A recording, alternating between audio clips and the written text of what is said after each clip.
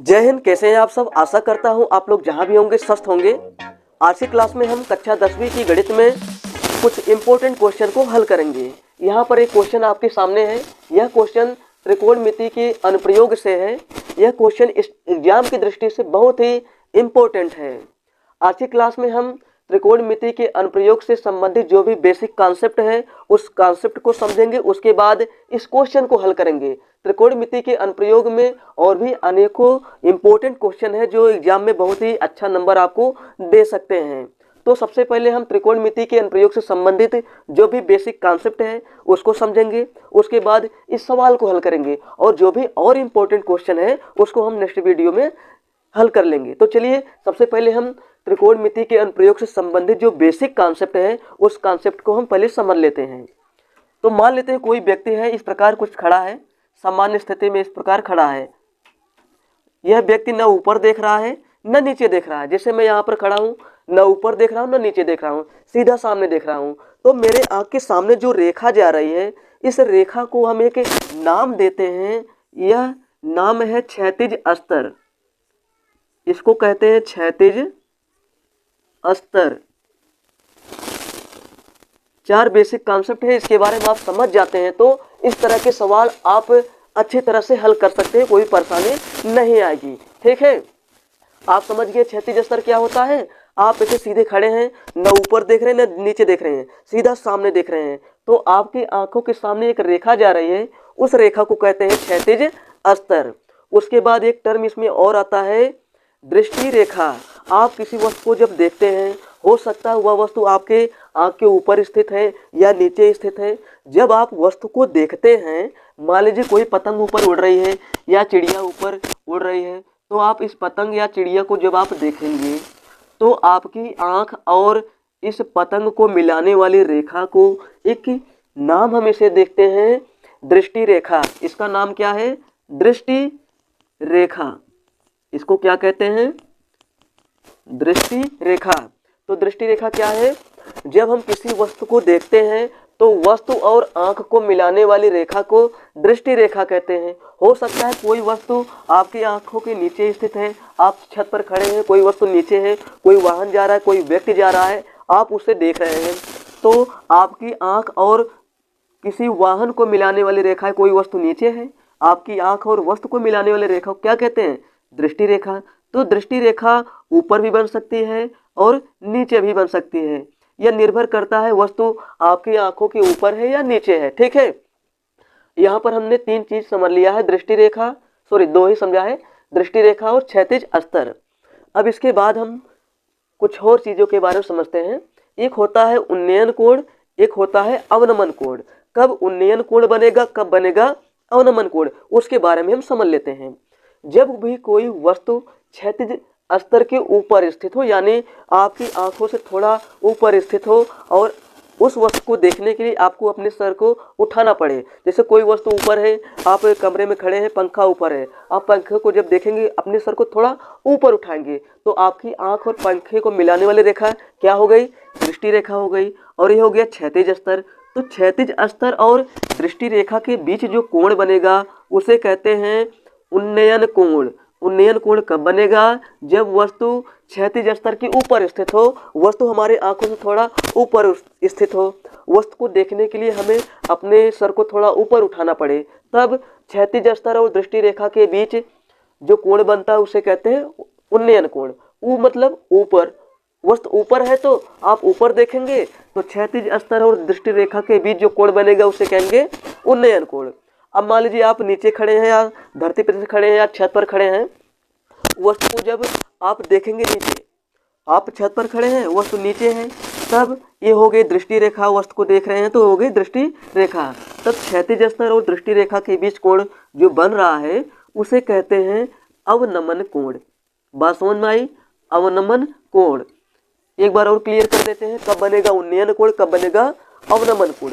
जब वस्तु ऊपर स्थित है, वस्तु को आप देख रहे हैं, सर को थोड़ा ऊपर उठाए हैं, तब उन्नयन कोण बनेगा। आप ऊंचाई पर हैं, मीनार पर हैं, छत पर हैं, वस्तु नीचे है, आप अपने सर को नीचे झुका कर देख रहे हैं, तब अवनमन कोण बनेगा। अवनमन कोण कब बनेगा? जब वस्तु नीचे है।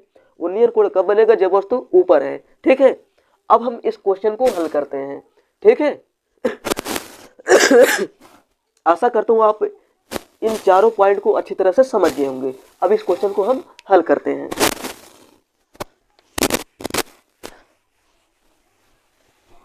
यहाँ पर जो क्वेश्चन है, इस तरह के जितने भी क्वेश्चन है, इस क्वेश्चन को हल करने के लिए हमें चित्र की आवश्यकता पड़ेगी। क्वेश्चन को पढ़ने के बाद हमें चित्र बनाना पड़ेगा।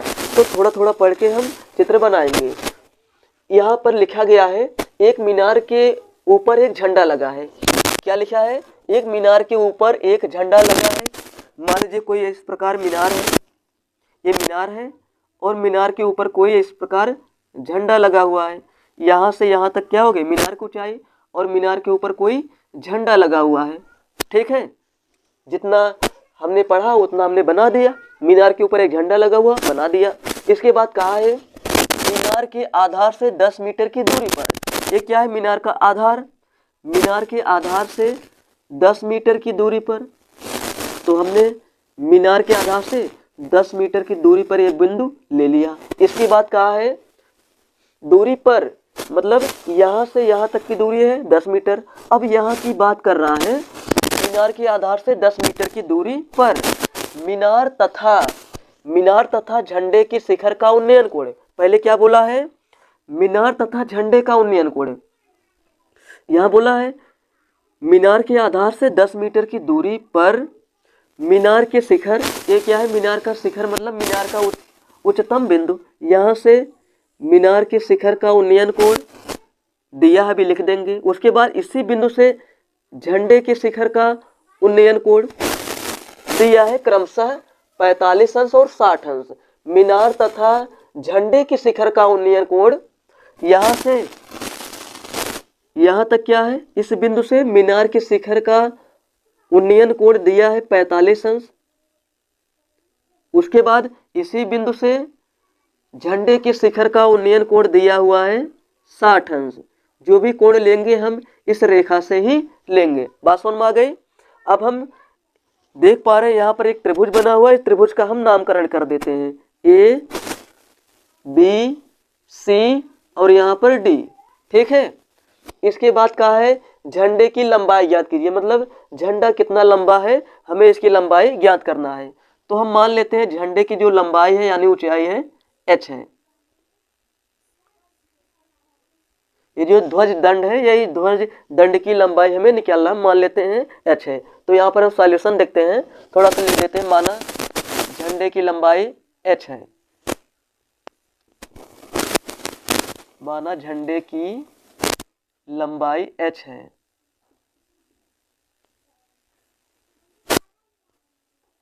इतना हमने मान लिया है।